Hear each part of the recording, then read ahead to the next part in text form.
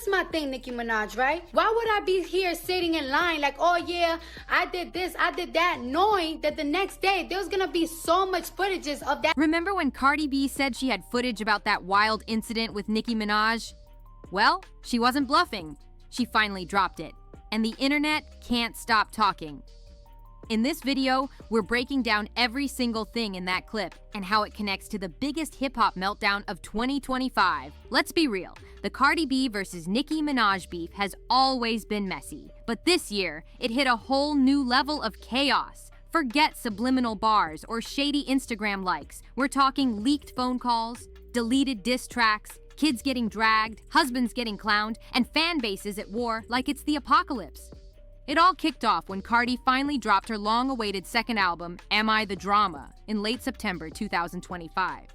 But right before she could celebrate, a phone call from July 2024 suddenly leaked online. And what was on it? Straight-up Bronx energy.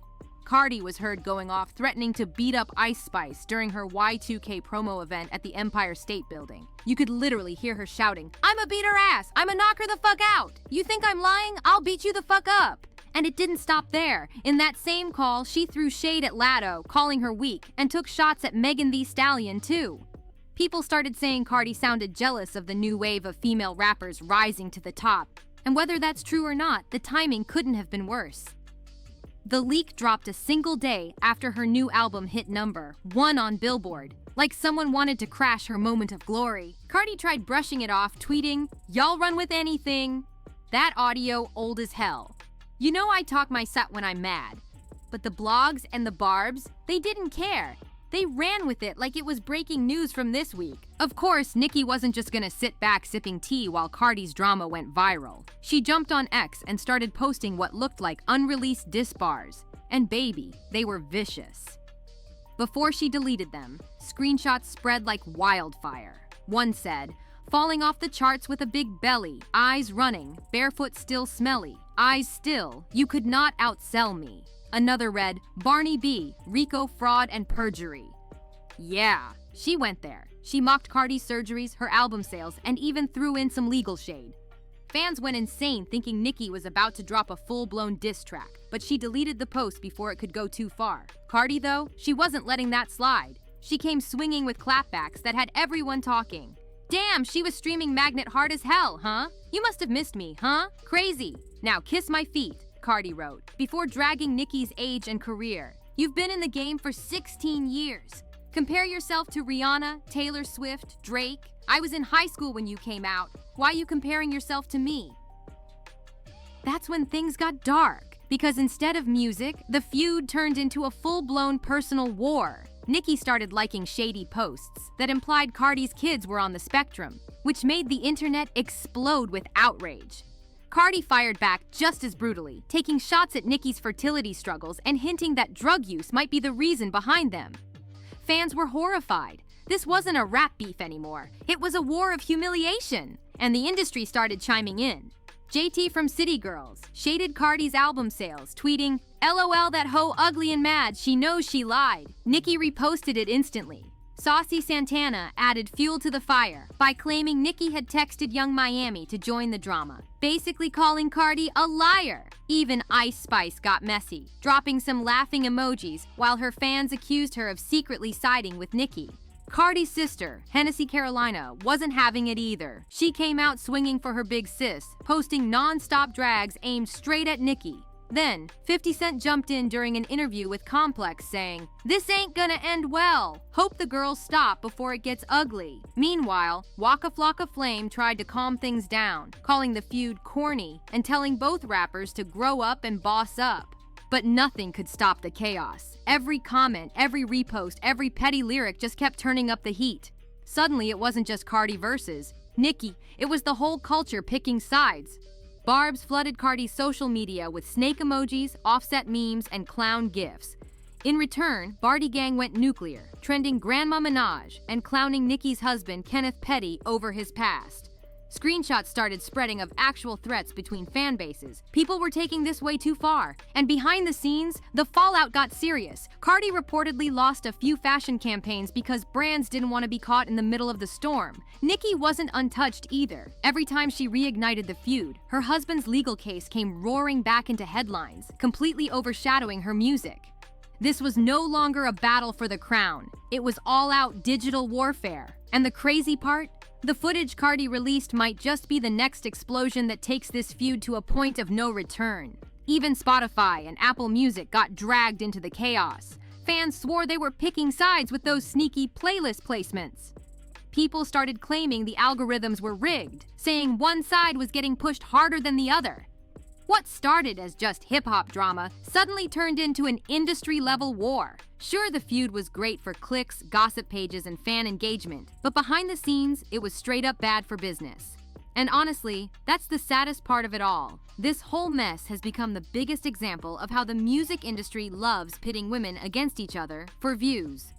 Nicki and Cardi definitely threw their own gas on the fire. No doubt about that. But the blogs, podcasts, and stan pages, they keep feeding it because two women beefing makes headlines faster than two women winning together. Even Cardi herself said it best in a 2025 interview. Sometimes it feels like female rap ain't even about music anymore.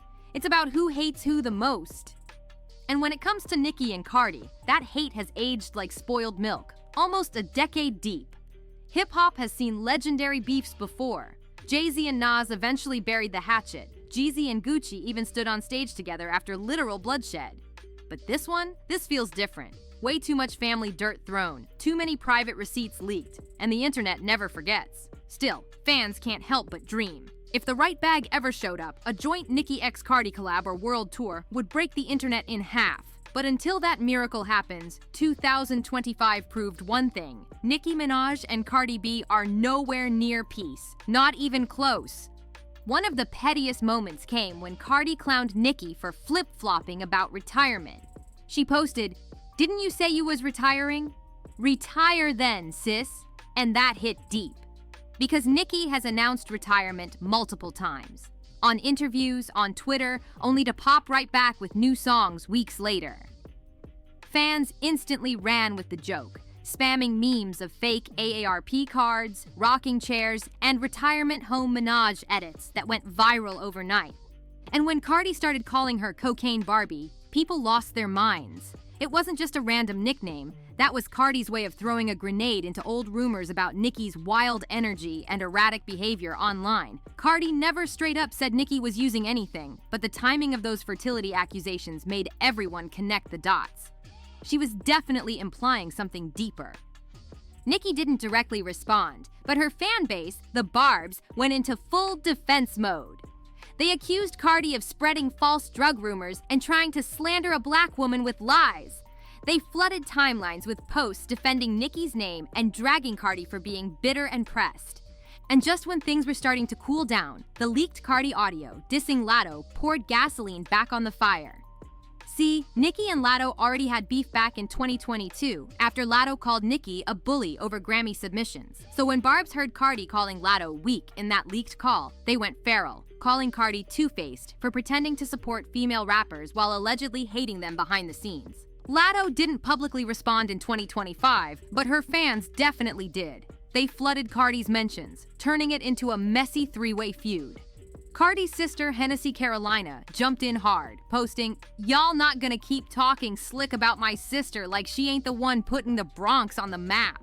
She went off on Nicki's fans, calling them obsessed weirdos, and even accused Nicki herself of paying blogs to trash Cardi's name. Whether it was true or not, that post racked up thousands of likes and gave Bardi Gang all the ammo they needed to keep swinging. Then came one of the wildest pop culture moments of the year. Charlemagne the God-crowned Nicki Minaj, Donkey of the Day, and said she was acting out of unhealed trauma. The Barbs lost it. They spammed the Breakfast Club comment sections, calling Charlemagne washed, jealous, and a hater.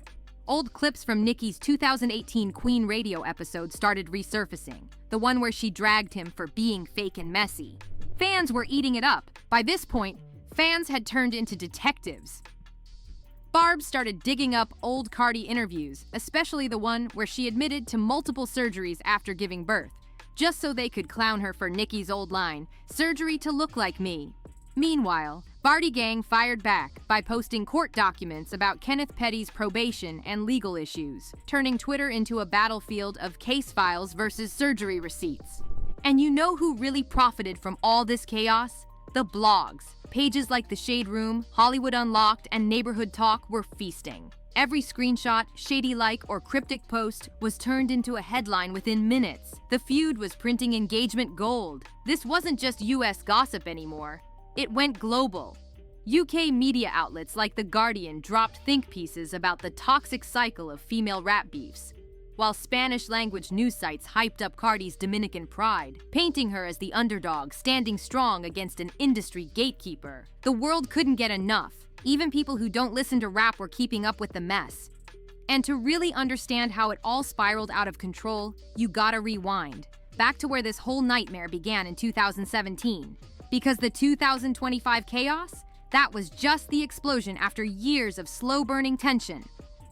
Cardi B and Nicki Minaj didn't just wake up one morning and decide to hate each other. This feud has layers, years of petty shots, subliminals, and full-blown chaos built up brick by brick.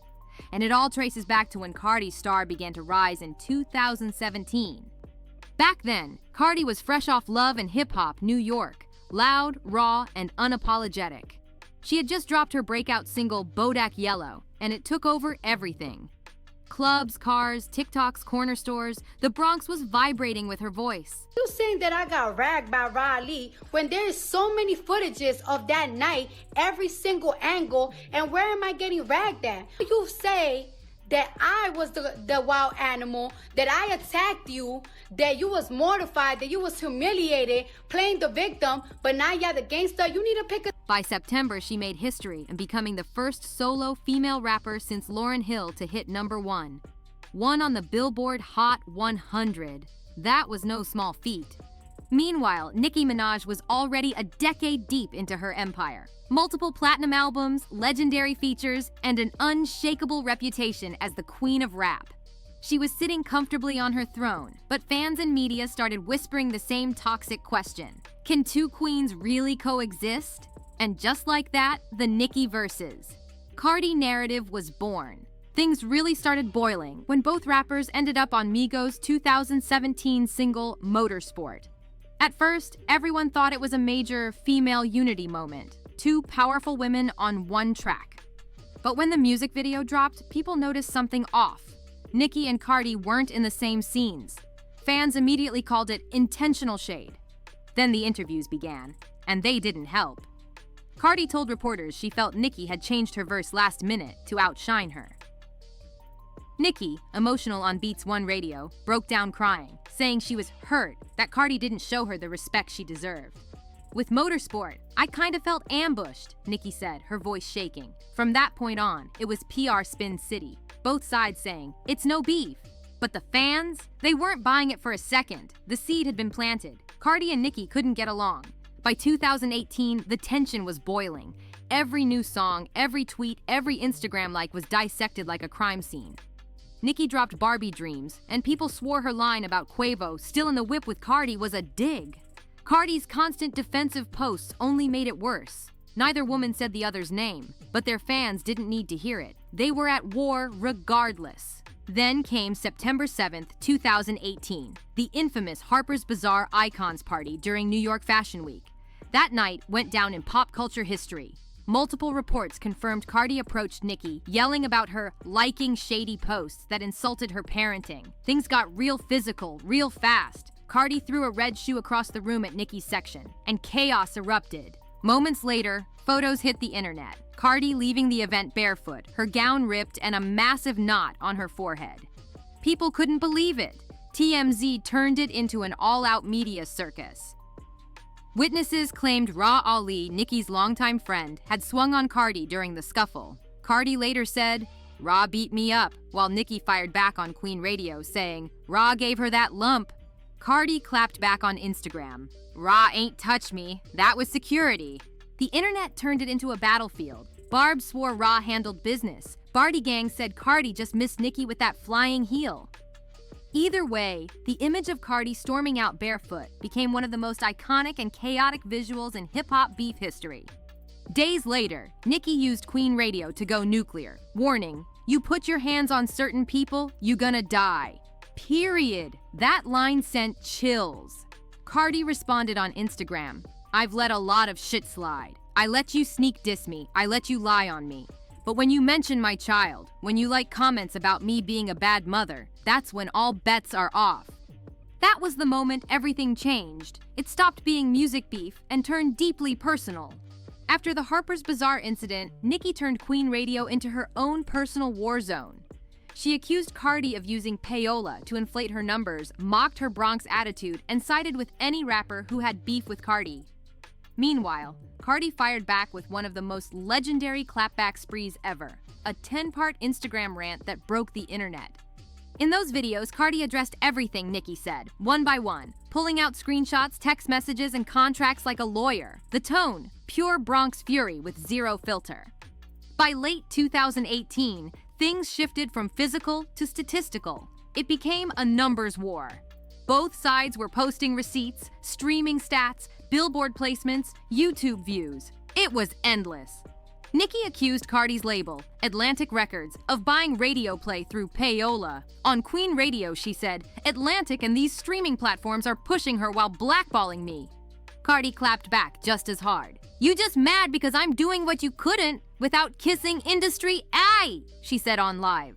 Then Nicki dropped a bomb. She leaked screenshots of text messages and private DMs that she claimed proved Cardi was lying about motorsport. She even shared her own messages with Quavo to prove she didn't change her verse to sabotage Cardi. But Cardi came right back swinging. She dropped her own receipts, phone records, contracts, offset messages, screenshots of Nicki allegedly trying to stop her brand deals. It turned into a who's got better evidence type of feud. Like courtroom drama but on Instagram Live. Every week, new screenshots or voice notes were leaking. Fans became digital detectives, connecting timelines like it was the JFK assassination. The beef had evolved. It wasn't just about music or clout anymore. It was a cold war of receipts and reputations. Then came the visuals. Nicki dropped her hard white video, and sharp-eyed fans noticed something shady. In one scene, there was a smashed Cardi-like doll lying on the floor. Viewers went wild, calling it subliminal shade. And Cardi? Oh, she wasn't staying quiet. She linked up with her own set of collaborators, ready to clap back in music form, reminding everyone that the Bronx doesn't play when it's time to defend their name. Nicki had already fallen out with Megan Thee Stallion by then, setting her battle lines loud and clear. Every verse she dropped during that era got picked apart like a mystery novel. Fans were dissecting lyrics, reading between the bars, and connecting dots that maybe weren't even there. Lines like Nicki's, the QB, the QB, the QB from Barbie Dreams, or Cardi's, I ain't fighting for attention, competition is never mentioned. In Money had fan bases convinced both women were throwing shots in code. By 2019 into 2020, things went from open warfare to secret tension. They weren't calling each other out directly anymore, but their every move screamed shade. Nicki unfollowed anyone who even breathed near Cardi's team. And Cardi, she liked a few slick comments about Nicki's chart placements. And baby, the fans went wild. When Nicki dropped Yikes in 2020, the Barbs swore she was subbing Cardi. Then Cardi released press, and the visuals had fans claiming she was mocking Nicki's legal drama. It was chaos. Nicki's fanbase called Cardi an industry plant, and Barty Gang shot back calling Nicki bitter and washed. At that point, the beef wasn't loud anymore. It was silent, simmering, and strategic. Fans dubbed it the Cold War of rap. But here's what most people forget. Before all that drama, Cardi actually gave Nicki her flowers. Back in 2016, when Cardi was still up and coming, she straight up called Nicki one of her biggest inspirations. She used to praise her hustle and say she looked up to her grind. But once Bodak Yellow blew up, that support turned into suspicion. Nicki's fans started posting clips of Cardi's old interviews praising her, side by side with newer ones where Cardi had to defend herself from Nicki's shade. It made Cardi look two-faced, even though the truth was probably deeper. Cardi got tired of being asked about Nicki in every interview, so she started keeping it short and careful. I don't got no problem with her. People just want to make it something. Meanwhile, Nicki wasn't exactly helping calm things down either. In one Beats One radio interview, Nicki said, "The only thing with Cardi that really hurt my feelings was the motorsport situation." She basically framed Cardi as ungrateful for the collab, and that painted a new narrative, that Cardi had disrespected a legend. Then came 2019, when Cardi made history by becoming the first solo female rapper to win a Grammy for Best Rap Album. It should have been her moment to shine, but instead, the timeline exploded. Barbs were screaming that Nicki had been robbed in past years, while Barty Gang said the win proved Cardi had officially taken the crown. Cardi tried celebrating, but she had to defend herself non-stop, saying, "I worked hard for this." The Grammy turned into a new front line for fan wars. To Barbs, it was proof the industry was pushing Cardi over Nicki. To Barty Gang, it was proof Cardi was making history with her own hands. By 2021, the feud evolved again, this time into what fans called the Cold War era. The open fights were gone. No flying shoes, no Queen Radio meltdowns, no 10-part Instagram rants. Just silence and petty shade. Nicki and Cardi barely mentioned each other by name, but their actions said everything. Nicki dropped Seeing Green with Wayne and Drake, and her line, "These bitches thirsty. I can see why they alcoholics," had Barbs convinced she was aiming right at Cardi, who'd been accused of wild partying. Then Cardi dropped up, flexing. Big bags busting out the Bentley Bentayga, and people swore she was coming for Nicki's constant big bag talk. Neither confirmed it. But come on, with their history, every lyric hit like a bullet. Nicki even brought Queen Radio back for short bursts, and every time she did, fans tuned in like it was the Super Bowl.